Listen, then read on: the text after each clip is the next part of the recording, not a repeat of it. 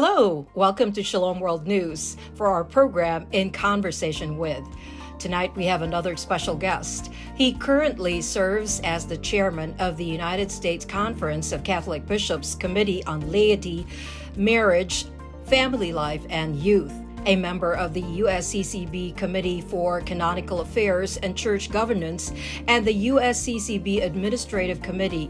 We have with us Most Reverend Salvatore Cordileone, the Archbishop of the Archdiocese of San Francisco.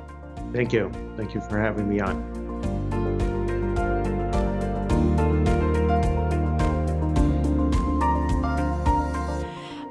The three-year National Eucharistic Revival Initiative is designed to bring us closer to God and to strengthen our faith.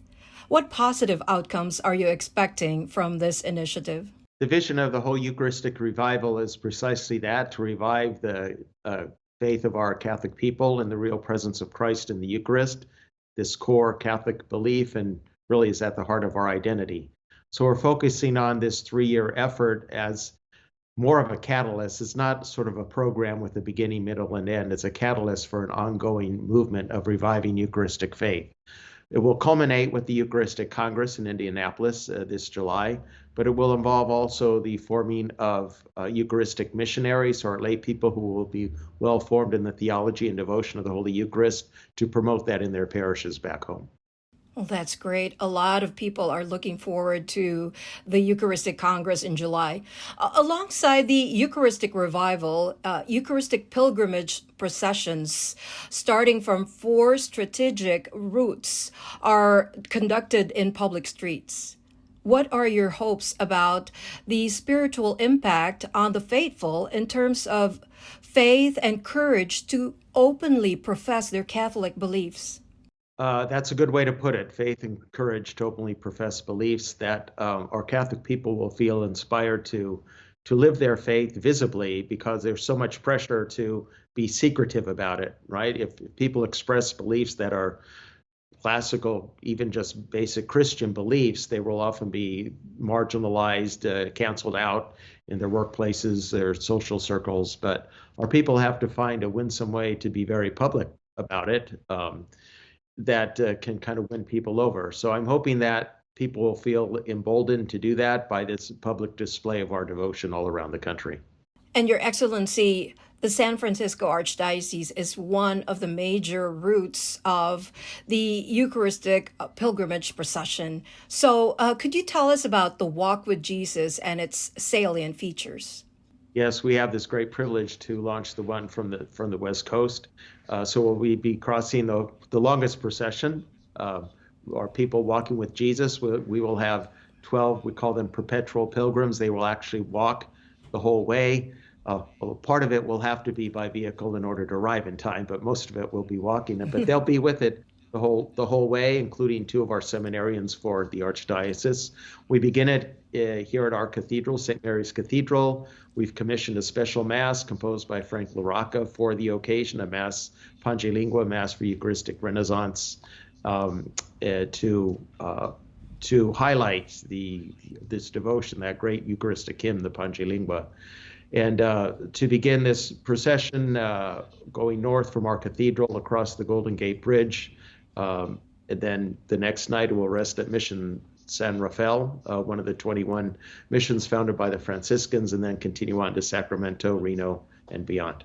Wow, I'm sure a lot of people are looking forward to this.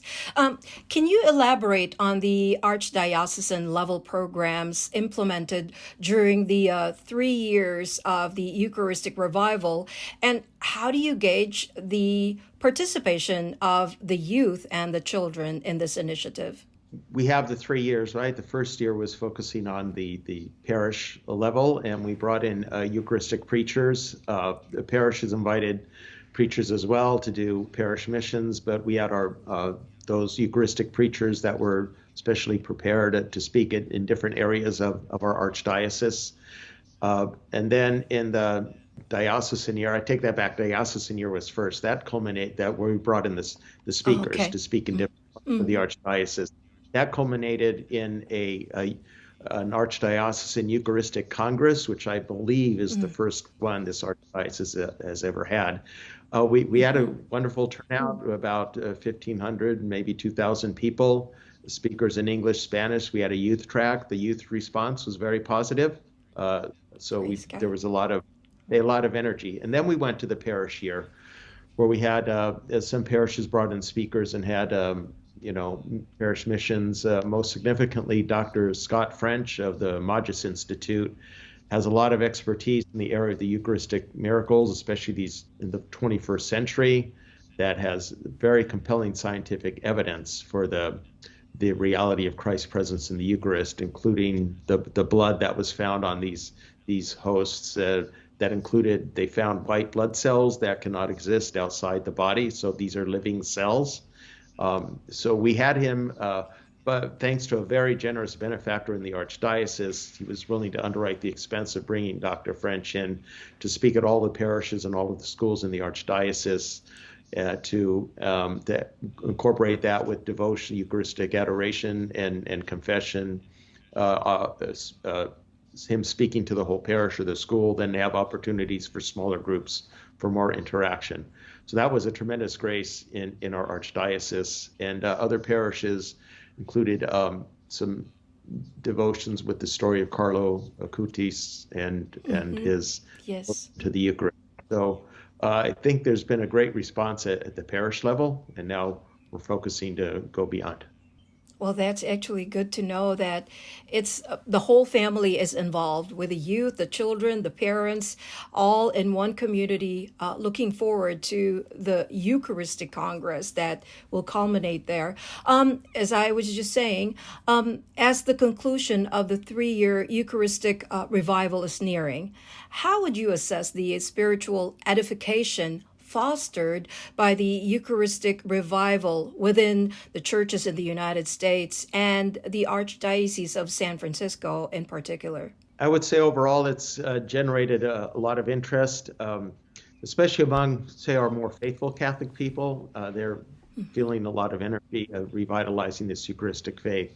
The idea is, the hope is that from that it will generate further out. There are a lot of people who are only marginally connected to the church. We need to energize and form the core of our faithful Catholic people to be able to invite those who are more on the margins back into the fullness of the faith. Eucharistic revival is not meant to be the end of the National Eucharistic Congress. So what are your plans to take forward the impact and the fruits of the Eucharistic revival? Well, these ideas of fostering it in our schools, forming our people, the Eucharistic missionaries. And also there was so much excitement and energy around our Eucharistic Congress. I would hope that here locally we'll be able to have this every few years, to host a local Eucharistic Congress.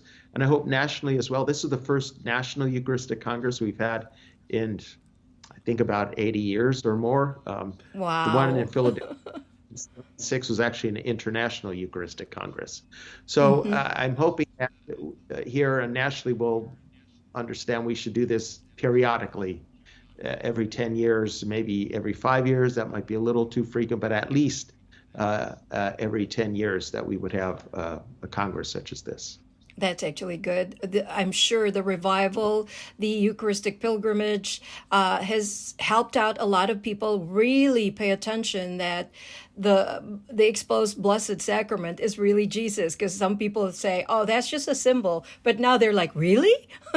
So now it's the awareness that people are knowing that he is present, body, soul, blood, and divinity in the exposed monstrance, the Blessed Sacrament. So, Your Excellency, thank you so much for gracing Shalom World News for the program In Conversation With. We have learned a lot about the plans of the Archdiocese of San Francisco and also the preparation of the Eucharistic pilgrimage that is ongoing and now will be celebrated by you at the cathedral on Sunday, which is the Feast of the Pentecost. Very, I'm like thinking, Lord, you know, you lead us and you know the perfect timing for doing this. So thank you so much for being with us, and we wish you all the best.